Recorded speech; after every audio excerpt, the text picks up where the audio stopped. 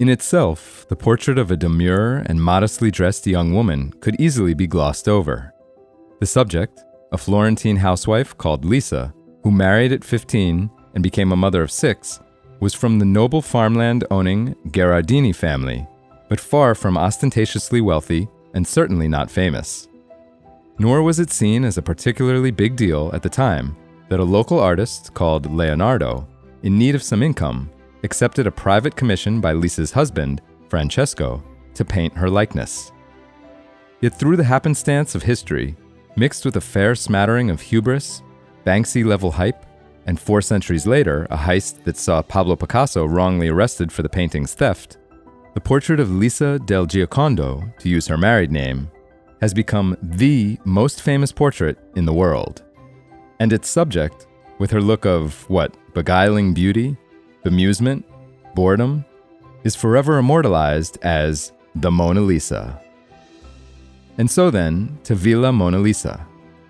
This 15-bedroom, 30,000-square-foot, peach-colored villa that presides over 67 acres of private vineyards, olive groves, and formal gardens a few miles outside central Florence is now on the market for 18 million euros, or nearly 20 million US dollars. Several more buildings form the Tuscan estate, including a private chapel, a lemon house, and an oil mill.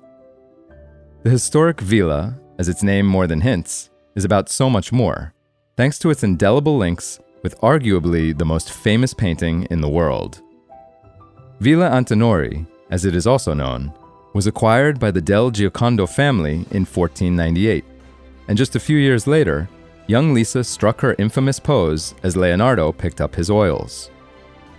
In fact, the property's historical intrigue goes deeper.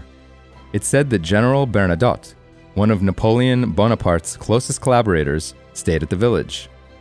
Quote, legend has it that a portrait of a woman, brought by him, was left in one of the rooms. Another Italian national treasure, the poet and philosopher Dante, also plays a part in the legend long before the del Giocondo family took residence. In the 14th century, Villa Antinori hosted Baldo da Giuliano, a noted Florentine magistrate who was involved in Dante's exile and is represented as a villain in Dante's Divine Comedy.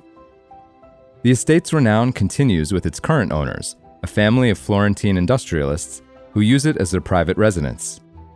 Villa Antinori is one of Italy's biggest wine producers, and the property's façade adorns many a bottle of Chianti Classico.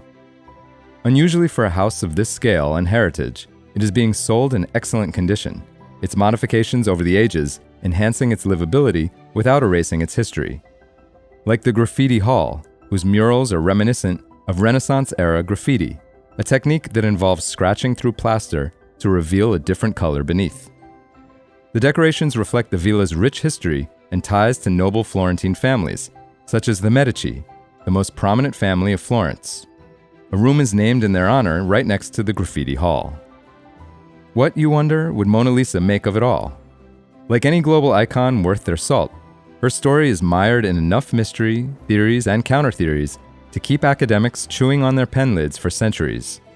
Some aren't even convinced that Da Vinci's portrait is of Lisa Gherardini at all. But what's cult status without controversy and conspiracy? It's certainly all good news for whoever decides to buy, and potentially monetize, Villa Mona Lisa.